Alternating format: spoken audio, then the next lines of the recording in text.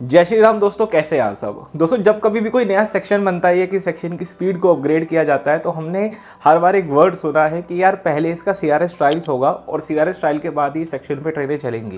दोस्तों, आज की वीडियो में डिस्कस करने की कोशिश करेंगे कि सीआरएस ट्रायल क्या होते हैं, इनके अंदर एग्जैक्टली क्या किया जाता है एंड इतने इंपॉर्टेंट ये क्यों है। तो दोस्तों, एकदम बेसिक से शुरू करते हैं और सबसे पहले मैं आपको ही सीआरएस बनाता हूँ ना, तभी आपको समझ में आएगा जब आप अपने ऊपर एग्जाम्पल बिल्डअप करके समझोगे चीज़ों को। तो 2 मिनट के लिए आप खुद को सीआरएस मानो इस वीडियो में। तो सबसे पहले सीआरएस की फुल फॉर्म सीखो। फुल फॉर्म होती है कमिश्नर ऑफ रेलवे सेफ्टी। अब दोस्तों, नाम से समझ में आता है कि ये पर्सन रेलवे सेफ्टी के लिए इंपॉर्टेंट है। तो अगर कोई सेक्शन नया बना है या उसकी स्पीड अपग्रेड हुई है और उसके ऊपर पैसेंजर ट्रैफिक अभी स्टार्ट होना है, तो he is the person who is responsible कि ट्रेनों की मूवमेंट वहाँ पे सेफली हो। जब वो सेक्शन जनता के लिए खुले, जब प्रधानमंत्री मोदी जी आके वहाँ पे हरी झंडी दिखा दे और वो सेक्शन जनता के लिए ओपन हो, तो वहाँ पे कोई प्रॉब्लम नहीं आनी चाहिए। तो उसके लिए सीआरएस पर्सन इस जो सीआरएस सर है वो बहुत इंपॉर्टेंट है। तो आप बड़े इंपॉर्टेंट हैं, ठीक है, आपको बड़े ध्यान से काम करना है। तो आपको कई सारी चीज़ों का जो है ध्यान रखोगे। तो सीआरएस ट्रायल का सारा मुद्दा ये है कि जब एक सेक्शन स्टार्ट होना है उससे पहले सारे चेक्स करना, उनको वेरीफाई करना, वो रेलवे के स्टैंडर्ड के अकॉर्डिंगली है या नहीं ये चेक करना। इसको थोड़ा सिंपल भाषा में अगर मैं एक्सप्लेन करने की कोशिश करूँ आपको, तो ये कुछ इस प्रकार होगा कि मान लीजिए आपने एक घर बनवा रहे हो, तो आप कॉन्ट्रैक्टर को कॉन्ट्रैक्ट दोगे और उसको अपनी रिक्वायरमेंट्स बताओगे कि भाई मुझे ये चाहिए, मुझे स्विमिंग पूल चाहिए, मुझे एग्जाम्पल आपने स्विमिंग पूल की भी स्पेसिफिकेशन बताई कि मुझे 5 फुट का स्विमिंग पूल चाहिए, मुझे यहाँ पे ये चाहिए, मुझे यहाँ पे ये चाहिए। तो जब कॉन्ट्रैक्टर अपना काम फाइनल कर देगा तो आप इंस्पेक्शन भी तो करोगे ना, जा करके आप वहाँ पे जाके उसका काम भी तो चेक करोगे ना कि मैंने जो चीज़ें बताई वो इसने डाली या नहीं डाली, वो सब इसमें एग्जैक्टली है या नहीं। तो सीआरएस ट्रायल भी कहीं ना कहीं इसी तरीके से होता है। जब भी कोई नई लाइन बिछनी होती है, कोई काम होना होता है, तो रेलवे के अलग अलग डिपार्टमेंट्स जो है काम करेंगे, कुछ बाहर के लोगों को टेंडर दिया जाता है, वो लेके काम करते हैं। उसके बाद उस काम को चेक भी करना है, उस काम की वेरिफिकेशन भी करनी है। तो ये जो सीआरएस सर होते हैं ये आकर के उस काम की वेरिफिकेशन करते हैं। अभी वेरिफिकेशन क्या करते हैं, देखो कुछ सेक्शन में समझाने की कोशिश करता हूँ। जो आप ये वीडियो देख रहे हो, आपको रेलवे की ना बेसिक नॉलेज काफ़ी हद तक है।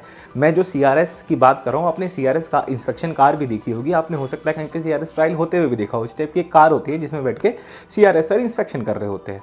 तो ये इंस्पेक्शन के दौरान क्या देख रहे होते हैं, ये ट्रैक्स को चेक करते हैं कि ट्रैक्स की स्टेबिलिटी ठीक है या नहीं है, वो अच्छी क्वालिटी ग्रेड के लगे या नहीं लगे। रुक करके भी चेक कर सकते हैं उन ट्रैक्स को। जब ये उस ट्रेन में बैठते हैं, एग्जाम्पल समझिए एक सेक्शन है जिसको 130 kmph के लिए लॉक किया गया है, बनाया गया है। तो जो सीआरएस सर हैं वो स्पीड ट्रायल्स करेंगे वहाँ पे, मतलब वो अपनी इंस्पेक्शन कार में बैठेंगे और उनके साथ उनके जो भी ऑफिसर्स होंगे वो सब उसमें बैठेंगे और बाकायदा उनकी इंस्पेक्शन कार को 130 से ऊपर की स्पीड पे चला करके देखा जाएगा। जाहिर सी बात है, अगर आपको 130 kmph पब्लिक के लिए ओपन करना है तो आप ज़्यादा स्पीड पे चेक करोगे। तो ज़्यादा स्पीड पे चेक किया जाता है कि भाई सेक्शन की कैपेसिटी कितनी है, कितनी स्पीड पे जो झेल सकता है। इसके बाद जो सीआरएस सर की जो इंस्पेक्शन वैन होती है वहाँ से गुजरती है, तो रास्ते में स्किप होने वाले स्टेशन होते हैं, उनके प्लेटफॉर्म की हाइट को चेक कर रहे हैं, उनकी विड्थ को चेक कर रहे हैं, वो ठीक है या नहीं। जो बड़े इंपॉर्टेंट स्टेशन है वहाँ पे वो उतर रहे हैं, वहाँ पे जाके वो अदर पब्लिक फैसिलिटीज़ को चेक कर रहे हैं, जैसे कि वेटिंग रूम वगैरह है, रिजर्वेशन सेंटर कैसे बने हुए हैं, टिकट विंडो, प्लेटफॉर्म की लेंथ, वाटर डिस्पेंसर मशीन, मतलब पब्लिक के लिए सारी चीज़ों का जो भी सेफ्टी मेजरमेंट हो सकते हैं ये उन सबको जो है ये चेक कर रहे हैं। पर दोस्तों, इन सब के बावजूद भी ना कई लोगों के एक और डाउट होते हैं। कभी कभी लोग सीआरएस ट्रायल्स या सीआरएस को सीसीआरएस भी बोल देते हैं, लेकिन ये दो ना डिफरेंट डेजिग्नेशन है रेलवे के अंदर, ये कॉमन एक नहीं है। लोग इसके अंदर थोड़ा कंफ्यूज होते हैं। देखो, सीआरएस का मतलब आपको मैंने बताया कमिश्नर ऑफ रेलवे, एंड जो सीसीआरएस होता है ये होता है chief commissioner of railway safety. इन दोनों में रैंक का बहुत बड़ा डिफरेंस है। समझाता हूँ किस तरह से है। देखिए, जो आपके सीसीआरएस सर हैं वो बैठते हैं लखनऊ के अंदर, वो है मेन भाई बाप, ठीक है।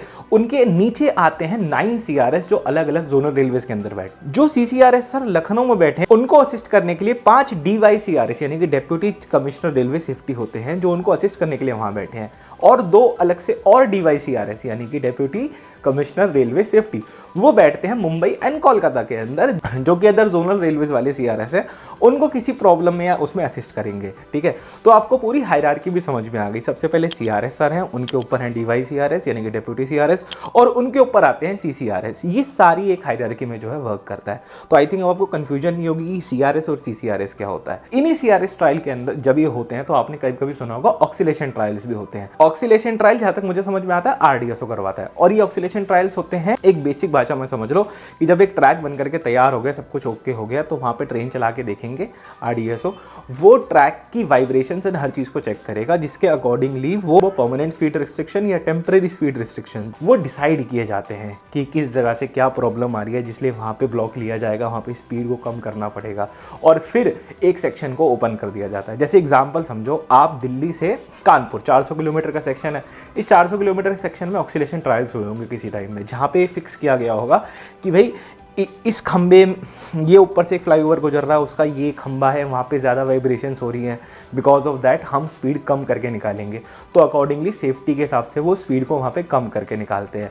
फिर वक्त के साथ कोशिश करते हैं उस सेक्शन में वो जो जगह हमने डिसाइड करी, जो फ्लाईओवर का जो स्पैन है, वहाँ पे अगर कोई प्रॉब्लम आ रही है तो उसको ठीक करने की कोशिश करेंगे, उस वाइब्रेशन को कम करने की कोशिश करेंगे। क्योंकि दोस्तों कोई छोटा मोटा वाहन पास नहीं हो रहा उस फ्लाईओवर के नीचे से, एक बहुत बड़ी ट्रेन पास होगी जो कि बहुत तगड़ी वाइब्रेशन क्रिएट करती है, और एक भी नहीं हो रही, 100 ट्रेन एक दिन में पास होंगी, तो वो जो फ्लाईओवर है जहाँ पे वाइब्रेशन एक आई, वो गिर सकता है वक्त के साथ में।